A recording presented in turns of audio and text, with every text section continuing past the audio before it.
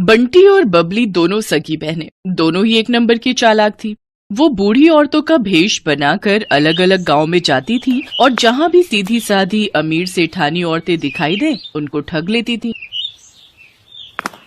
अरे मोरी मैया, ये तो सच में जादू हो गया। मुझे भी कोई ऐसी दवाई दे दो। मैं तो बिल्कुल ऐसी 20 साल की जवान लड़की बनना चाहती हूँ। मेरे पति तो मुझे पसंद ही नहीं करते, हमेशा मुझे बुढ़िया बुढ़िया कहकर चिढ़ाते रहते हैं। सही कह रही हो बहन, मेरे पति भी मुझे ऐसे ही सुनाते हैं कि तू तो अब बूढ़ी हो गई है, तेरे ऊपर कुछ पहना ओढ़ा अच्छा नहीं लगता। अब दिखाऊंगी मैं कितनी सुंदर लगती हूँ। वैसे ये दवाई खाकर हम कितने दिन में जवान हो जाएंगे? बस एक बार ये 1 हफ्ता दवाई खा लो, उसके बाद आने वाले 1 हफ्ते के अंदर तुम्हारे अंदर बदलाव आ जाएगा। पर ये दवाई महंगी है, इतना याद रखो, 51,000 रुपए का शगुन डालना पड़ता है तब ये दवाई मिलती है और तभी ये अपना असर दिखाती है। अब तुम पांचों अगर जवान होना चाहती हो तो कल 51,000 रुपए ले आओ और ये दवाई ले जाओ। अरे वो तो कोई दिक्कत नहीं है, पैसों की चिंता तुम ना करो, हम कल ही ले आएंगे।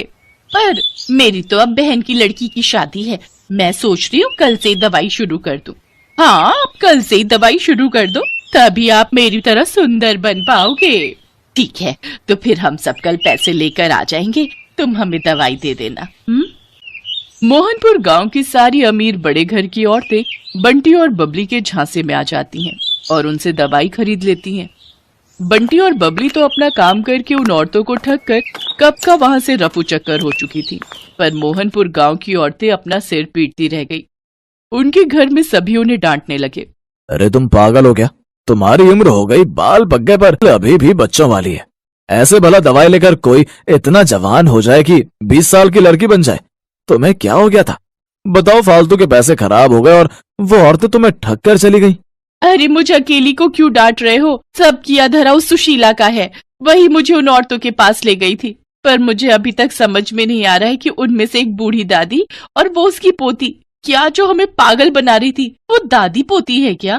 तुम यहाँ अपना गणित लगाती रहो और वो दोनों राम जाने किसी और को लूट रही होंगी। बिल्कुल सही।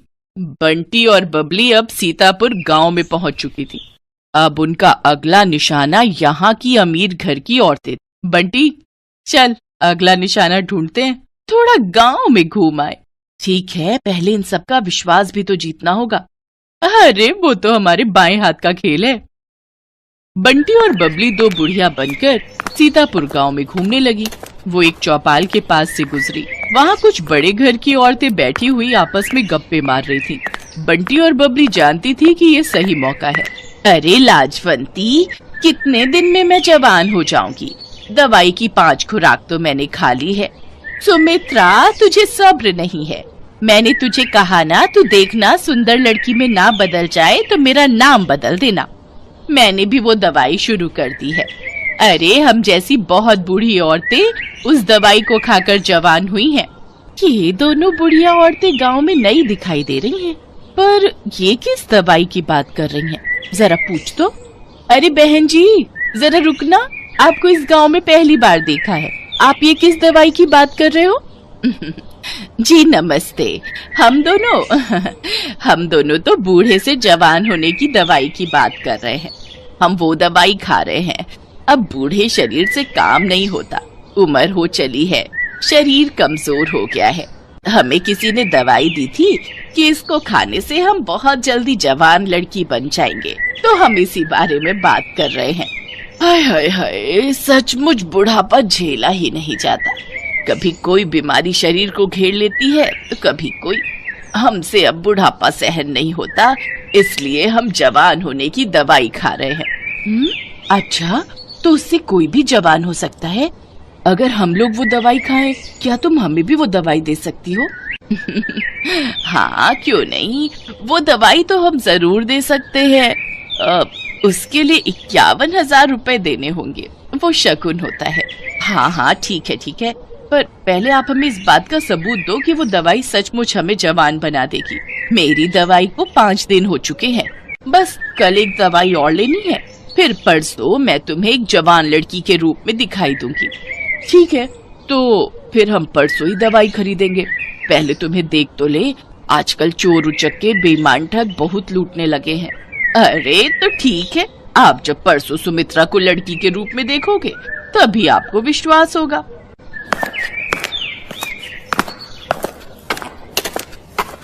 यार बबली, अब कुछ दिनों के लिए बाहर घूमने चलेंगे, बस ये थोड़े और पैसे आ जाए। बहुत थक गई हूँ मैं ये बुढ़िया बन बनकर। ठीक है, बस ये काम हो जाए, फिर इस बार हम लंबी छुट्टियों पर चलेंगे। बंटी और बबली इस बार बहुत खुश थी क्योंकि उनके पास इस बार बेईमानी के बहुत सारे पैसे जुड़ चुके थे। अगले दिन गांव की सारी अमीर घर की औरतें बंटी और बबली के पास दवाई लेने पहुंच जाती हैं। ये मेरी ननद है, कल ही दूसरे गांव से आई है। मैंने इसे भी आपके बारे में बताया तो ये बोल रही है कि इसे भी वो दवाई चाहिए जिससे आप बूढ़े से जवान हो जाओ। वैसे आपकी दूसरी साथी कहाँ है? क्या वो जवान हो गई? हाँ बहन जी, वो तो कल रात को ही जवान हो गई थी। अरे सुमित्रा, जरा सामने आ जल्दी से, इन्हें अपना जादू दिखा। सब औरतें चौंक जाती हैं क्योंकि बबली अब एक लड़की के रूप में थी। तभी सेठानी की ननद बोली, क्या बात है? वैसे कितने दिन लगे आपको बुढ़िया से जवान होने में? मुझे तो 1 हफ्ता लगा था। वैसे अब दवाई में नया तरीका अपनाया गया है, आप सबको सिर्फ 2 दिन ही लगेंगे। अब आप जल्दी से ये पैसे जमा कर दो तो हम आपको दवाई दे दें। 2 दिन का इंतजार क्या करना है, मैं आपको अभी लड़की बनकर दिखा देती हूँ। सेठानी की ननद कोई बूढ़ी औरत नहीं थी, बल्कि सेठानी की भतीजी ये सब नाटक कर रही थी, जो पिछली रात ही अपनी बुआ के घर रहने आई थी। जब सेठानी की भतीजी रीमा को ये बात पता चली तो उसे दाल में कुछ काला लगा, क्योंकि उसकी अपनी सहेली की माँ के साथ ऐसा हो चुका था और वो बदमाश औरतें कहीं नहीं मिल रही थी।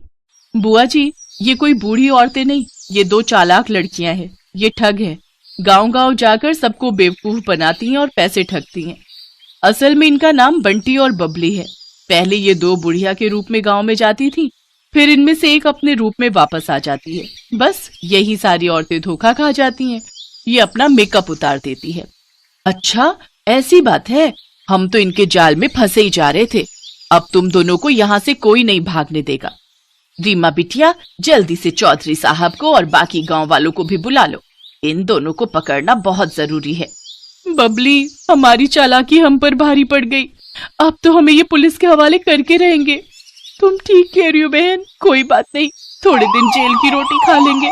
रीमा की समझदारी से बंटी और बबली, जो कि बहुत समय से लोगों को ठगने का काम कर रही थी, उन्हें पुलिस पकड़ लेती है और उन्हें जेल हो जाती है।